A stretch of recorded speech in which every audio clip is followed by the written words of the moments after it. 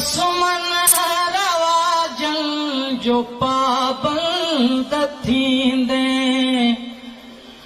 मिले भी। गुरबत इंसान खे अलाए छा छा थी कराए।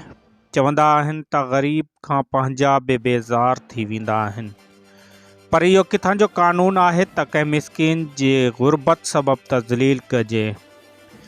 ही वीडियो आहे त अलाए किथां जी, पर हिन वीडियो हर अखि आली करे छॾी आहे, जंहिंमें हिकु मिसकीन ॿारड़ीअ खे को मिर्च खाराए थो, हुन सां गॾु हुन जी वीडियो बि ठाहे थो।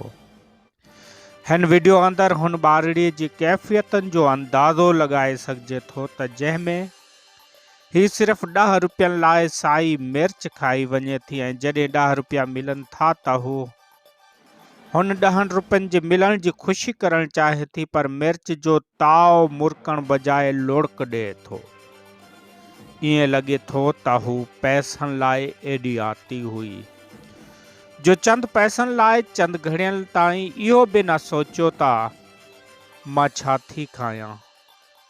पर गुरबत अलाए छा छा थी कराए।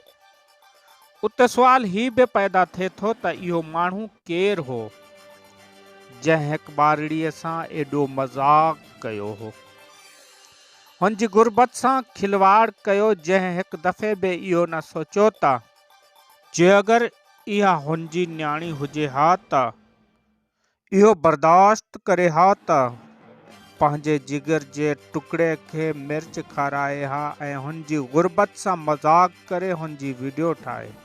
सिंधी माण्हू त न्याणियुनि खे सत क़ुरान मिसल सम्झंदा हुआ, जंहिंजे अचण सां सत खून माफ़ थी वेंदा हुआ, पर उते कंहिं न्याणी जी तज़लील शर्म जोगो अमल हो, पर इहा कोन आई हुन खे जंहिं बि इहा हरकत कई आहे। मिले भी किथे मुस्कुराए न सघंदे, मिले भी किथे मुस्कुराए